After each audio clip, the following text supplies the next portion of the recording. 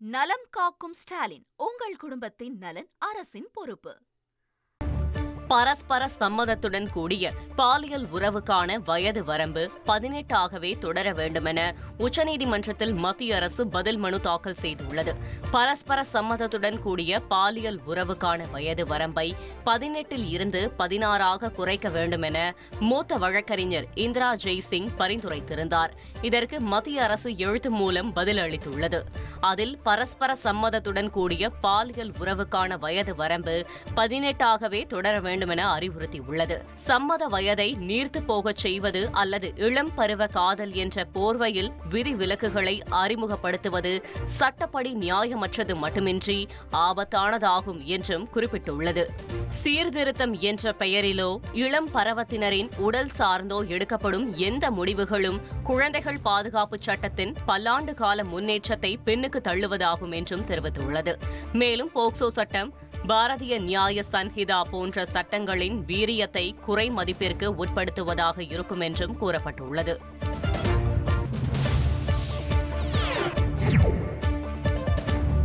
திருபுவனம் இளைஞர் அஜித் மரண வழக்கில் நிகிதா அளித்தது பொய் புகாராக இருக்குமோ என்ற சந்தேகம் எழுந்துள்ளது. சிவகங்கை மாவட்டம் மணப்புரத்திற்கு சாமி கும்பிட வந்த நிகிதாவின் காரில் இருந்த நகை திருட்டு சம்பந்தமான விசாரணையில் கோயில் பாதுகாப்பு ஊழியர் அஜித்குமார் உயிரிழந்தார். ஜூன் 27ஆம் தேதி காலை 9 மணிக்கு கோயிலுக்கு வந்த நிகிதா காரை பார்க் செய்யுமாறு அஜித்குமாரிடம் கூறி சாவியை கொடுத்ததாகவும், அருகிலிருந்த ஆட்டோ ஓட்டுநர் அருணிடம் சாவியை கொடுத்து காரை கோயில் எதிரே உள்ள பார்க்கிங்கில் நிறுத்திவிட்டு 5 நிமிடத்தில் சாவியை நிகிதாவிடம் அஜித்குமார் கொடுத்து விட்டதாகவும் தெரிவிக்கப்பட்டுள்ளது.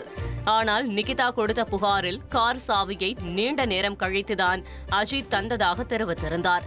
மேலும் காரை அஜித்குமாரும் அருணும் சேர்ந்து வடகரை வரை ஓட்டி சென்றதாக கூறப்பட்டது. சிபிஐ அதிகாரிகளும் முதல் நாள் விசாரணையை வடகரையில் இருந்துதான் தொடங்கினர். வழிநெடுக உள்ள சிசிடிவி கேமராக்களில் கார் வந்ததாக தெரியவில்லை.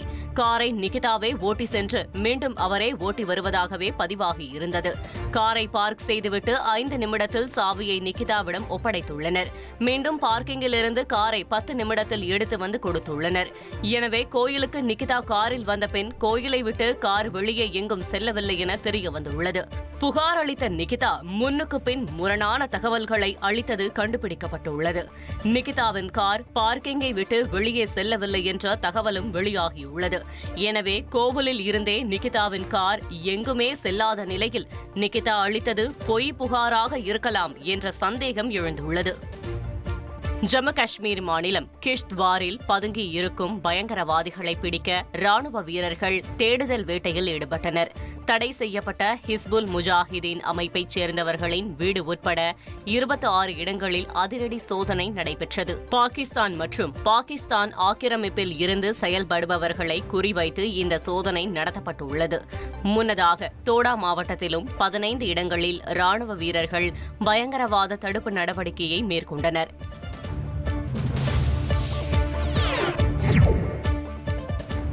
பெங்களூரிலிருந்து கோவை வந்த இண்டிகோ விமானம் தரையிறங்கும் போது விமானியின் அறையில் லேசர் லைட் அடிக்கப்பட்டது குறித்து பீளமேடு போலீசார் விசாரணை நடத்தி வருகின்றனர்.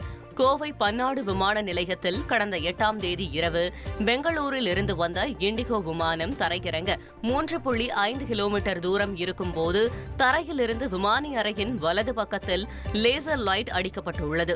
இது தொடர்பாக விமானி கட்டுப்பாட்டு அறைக்கு தகவல் தெரிவித்த நிலையில் பீளமேடு காவல்துறையினர் விசாரணை நடத்தி வருகின்றனர்.